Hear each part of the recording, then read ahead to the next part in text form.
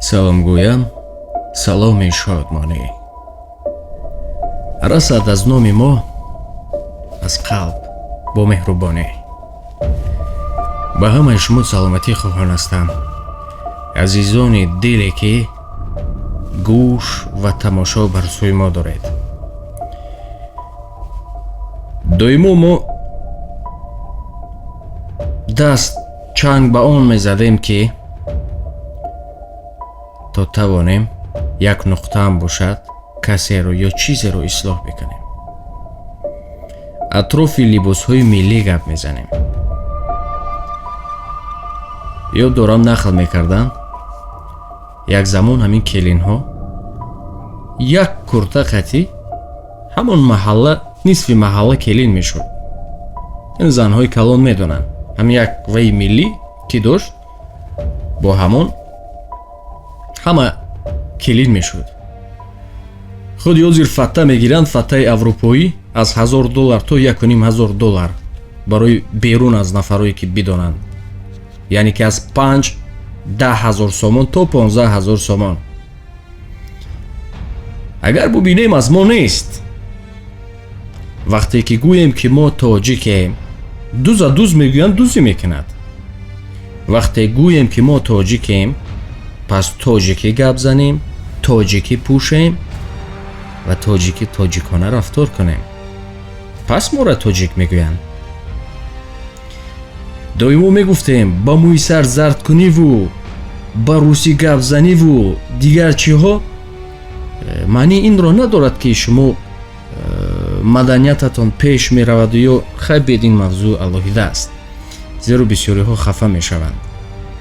хафашавишон моро нодуруст мефаҳманд фақат, тамом. мо ба кӯчаҳои шаҳри душанбе баромадем. аз чанд нафар пурсон шудем ки сабабашро ва бисёриҳоам гуфтанд ки хайр намедонем. ба онҳо луқмапартоӣ кардем, чун агар ки ман мухтасар гӯям, анамин сериалҳо бисёр таъсири калон дорад. инро бештар мардум шӯхӣ мефаҳманд. ҳамин то дирӯз ҳозир келину домод love story мегӯянд. инро гумон мекунам ки одамои калон намефаҳманд. яъне ки як воқеаи муҳаббат шона нишон медиҳанд, як яъне алоҳида як сарфаи зиёдтӣ аст ки наворбардорон мебаранд шона инҷо сайру гашт, як коре мекунанд ғайриёдӣ, кабутар сар метиҳанд. муҳаббатшона он гуна нишон метиҳанд ки агар содда карда фаҳмонем шоу тӯйҳошона мебинед, фикр мекунед ки аз инҳо хушбахттарин инсон шояд набошад. аммо дар зиндагӣ мебинед ки 10 рӯзу 15 рӯз пас аз як моҳи дигар як бор ҳоли ӯ келина бинед, ҳоли домода бинед, баъд мефаҳмед. ё ман намедонам дигар баъд домод дар Россия аст, барои ӯ қарзҳоро доданд. инҳо набуд. аз куҷо пайдо шуд? аз ҳамон сериалҳое ки замоне ки модарҳо ёд доранд, бразиливу чӣ буд, марияву эсмералдаву бениҳоят зиёд буд. онҳо вақте ки тӯй мекард ҳамин гуна хушбахтона лаҳзаҳои хубие ки он қадар зебо нишон медоданд. фаромӯш накунед, ин яроқи бузург аст барои мардуми аврупо. нишон медоданд, баъд духтарони мо ҳавас мекарданд, ваҳ ин гуна келиншон, ваҳ ин гуна сайру гашт мераванд, ба парк мераванд, боғ мераванд, он гуна гӯё ки инҳо лайливу маҷнун ҳастанд. ҳамин чиза нишон медиҳанд. умуман ҳар як миллат худаш ба либоси аслии худаша дорад ва зани тоҷик алалхусус бо либоси миллии худаш зеб дорад, бо урфу одати миллии худаш зеб дорад. ва ҳарчанде ки мо масалан молҳои хориҷӣ ҳам биёрем, мо кӯшиш мекунем ки бо тарзи либосҳои миллии мо мувофиқ бошад ҳамон чизо. ва ҳар як миллат ҳам албатта ба ҳамон либоси худаш машҳур аст, бо либоси худ, бо атласи худаш, бо чакани худаш, бо сари худаш. умуман ҳар як миллат чӣ намуде ки либос дорад, бо ҳамон либоси худаш машҳур аст. ба фикри ман, чунки дар ин ҷо худи ҷавонон бояд пеш аз ба бар кардани либосҳои миллӣ бояд аз фарҳанг, аз таърихи тоҷикон бохабар бошанд. чунки либоси миллӣ, ба бар кардани либоси миллӣ ин худ як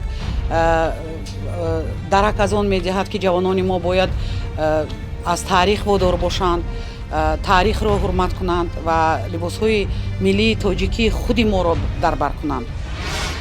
اگرچه همه کالا که ما اینجا میبینیم در افغانستان هم هست، در افغانستان هم هست، اما امی دوختنی که در اینجا امو کرته بگم تیار میشه، امو لباس تیار میشه، او باز با زنکای ما خیلی معقول است.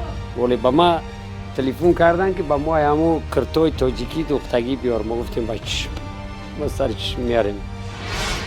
خرج زیادتی وای فتا یک روز میپوشی تو در $1000 میخری ملی که زیبا خریدی یا که بیختی باید چند بار برای استفاده بردنت ممکن از روی لباست تو هم میفهمن که تو کی هستی از کجا هستی مثلا $1000 که گفتید باید خریداری میکنن یا که اجاره هم میگیرن خریداری هم میکنن اصلا بگیریم هر یک ملت با زبانش میشناسن با لباسش میشناسن.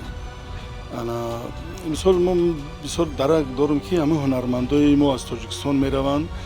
نه مثلا ما تئاتر کار میکردیم، مثال اثرهای اروپایی را میموندیم، روسی را میموندیم، میرفتیم در کشورهای روسیه مثلا ما میخواستن که نمایش‌های ملی تاجیکی را ببینن، یعنی لباس‌های تاجیکی را ببینن، سر و لباس‌های تاجیکی را ببینن. برای همه وقت در همه دور و زمان این حاضر که شما هم نیت کردین که همین لباس ملی تاجیکستان معرفی کنید و تمام بهترین کار است.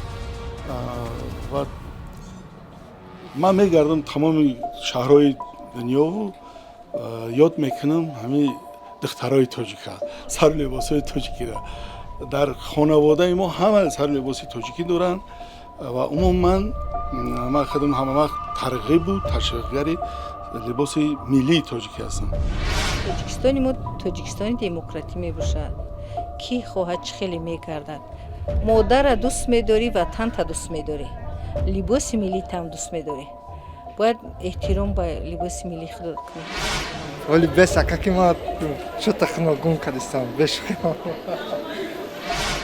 من فکر میکنم که از بین رفتن پوشیدن لباس‌های ملی در آن میباشد که آخر وقتا همه با تماشای فیلم‌های ترکی و فیلم‌های هندی، فیلم‌های خارجی آواره هستند. یعنی همین چیزها تاثیر بخش است، تاثیر آن را میرساند که مردم ما کوشش میکند که همین با همانها تقلید کند، با مثل همانها لباس پوشد، مثل اروپایی‌ها، مثل ترک‌ها. از همین سبب عنعنه‌های ما گم شده ایستاده است. روز معلمی دانشگاه مرا دعوت کرد، گفت دلوار نزدم بیا. آمدم صحبت کردیم. گفت شکایت دارم. چی شد؟ استاد دانشگاه گفت وقتی که در تالار در همون صنف خانه ما دو دختر ترکمن آمد. دو دختر ترکمن آورد، دیگر دخترها زیاد بود. لباس‌های ملیشان را ترک نمیکنه. اینا مردم دوشنبه خوب میدونن. این کوچه های دوشنبه پر هستن. از همون لباس‌هایشان میشناسن آنها را. ما که دانشجو شدیم در حال روسیه که رفتیم روس میشیم، امریکا رفتیم امریکایی میشیم. ما یک شعار داریم که شهر یک چشمه رفت یک چشمه شد. شاید نه در همه جای لازم باشد، اما اینها ترک نمیکنن. گفت یک ماه گذشت، 2 ماه گذشت، پس از نیم سال خوانش من دیگر ترکمن را از تاجیک فرق کردن نتوانستم. من حیران شدم و فکر کردم که ترکمن ها تاجیکی پوشیدن. میگن نه، همون تاجیک های ما را هم، همون دخترها را هم همین گونه لباس پوشیدن. پس این رو هر کسی که استادی که ناموس ملی دارد گپ میزنه. من باور دارم شاید اکثریت گپ نزنن. بعد دعوت کردم، میگو 2-3 نفرش رو. گفتم که چرا؟ گفت این ماده است، این ماده شده است. وقتی که سخت داشتمشون باز گفتن که نه، همون حالت دوختنی آنها، بندی دلی که سرخ میدوزن یا هر گل پرهایی که میکنن، همینش قیمت است، همینش زیب میدهد. یا چی هایی که برای من مثال ناوردم به خاطر که پوشن. دیگر خود خلاصه کنید. من روز گپ زیدی همون فتحیم. اما فقط که حسنی جمال دختر تاجیک میکاهاند، یعنی زیبایی را گم میکنند. وقتی که بینه که در سر لباس تاجیکی هم دختر چقدر خوشرو نور میبره روش. برای همین اگر مرا بپرسین ما مقابل یا نمو نرخ و نوش خبر دارید؟ با نرخ و نوش هم در آسمان است.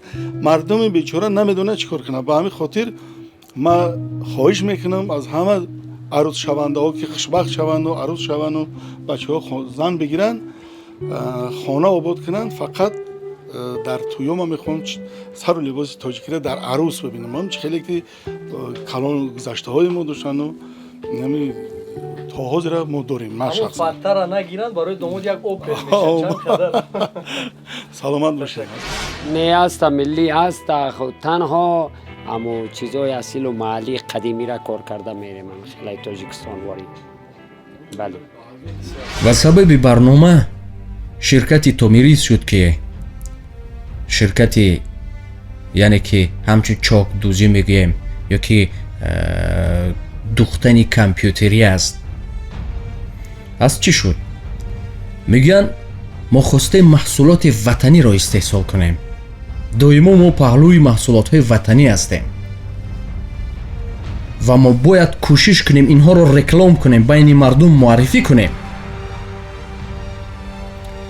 لباس های هست که کوشش کنیم میگن لباس های ملی تاجیکی، چکن و گلدوزی و اطلس و دیگر چی ها رو با کلین ها پیشکش کنیم، یا کورپچه ها و دیگر چی ها. تمامی تکنیکه رو آوردن اما طلبات کم است. پرسیدن که چرا؟ شاید مردم نمیدونن. نه، با مردم باید رسانیدن لازم است. همین شرکت تومیری سبب شد که ما این برنامه رو با سوال آنها جواب گیریم. گفتیم این شرکت کورپچه های تاجیکی میدوزن، کورپچه ها و کرته های ملی، همش گلدوزی است. یک زمان بود از بسیار دشوار بود اما با طریق کامپیوتری زود و آسان شد. برای گوهره هم روی پوشو عموما هر چی که در ما ملی تاجیکی هست همونها رو پیشکش کرده ایستادن. من نمیدونم، شاید بعضن شما فکر کنید که این رکلام دارد یا چیزی دیگر. من آشکارا میگم محصولات وطنی رو باید دستگیری کنیم، نه وابسته از اون هر چی که نباشد. ما یک شرکت رو مثال آوردیم اما باز هستند دیگرهایی که به خاطر صاحبکاری ما پیش رود و چیزهای ملی ما زنده شود.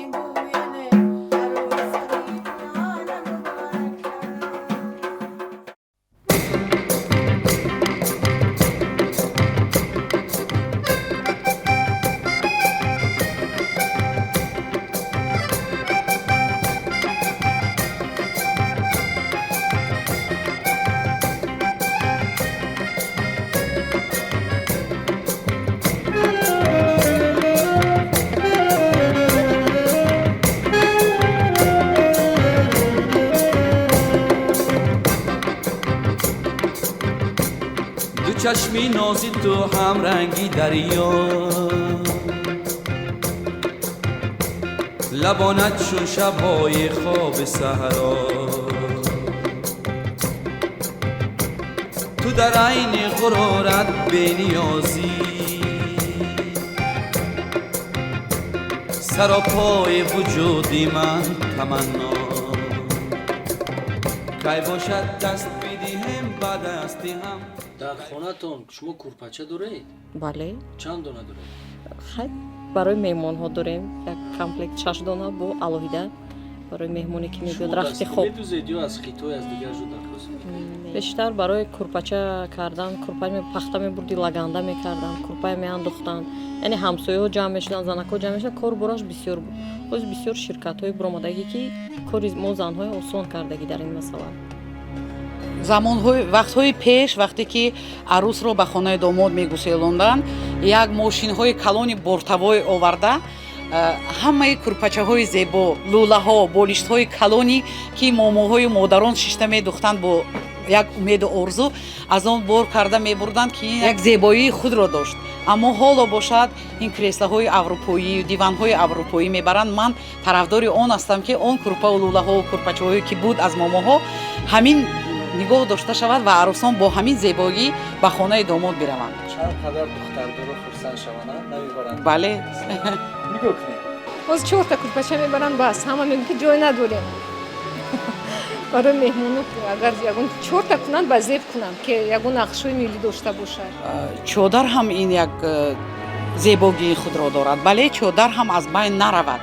ин чодар ки зеби арӯсу домод ҳаст чодарро модарон бо дасти худ гулдӯзӣ мекарданд зардӯзӣ мекарданд зебу зиннат медоданд бо умеду орзу аз хурдӣ барои домод барои духтар кокул мебуфтанд гирди он чодару гулу гулдастаҳои зебои миллии худамонро давра карда медухтанд. албатта ин низ аз мо байн наравад. чодар ҳоло низ ҳаст ва ин низ бояд нигоҳ дошта шавад. зебогии тӯй зебогии вай дар ҳамин аст ба фикрам.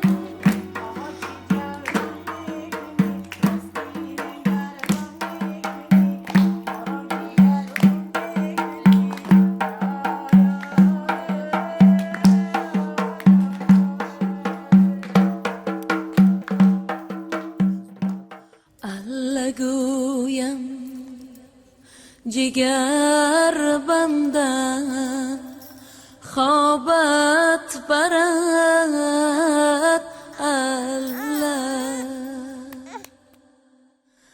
الله گویم جگر بندم خوابت برد الله در چشمی من شکفته چون شاخ گل الله یا نهالی تا زپیوندم خوابت برد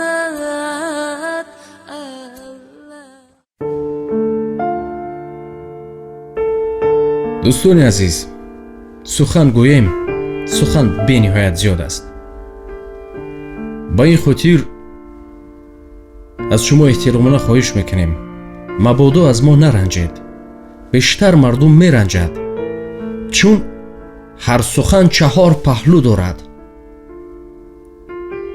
як паҳлӯяшро мегиранд мегӯянд ки моро дар назар доред ё чизи дигар бузургвор бисёр як порчаи шеърии хуб гуфта буд гар шунавӣ сухани аҳли дил саросема нашав магӯ ки хатост суханшинос наи ҷони ман хато инҷост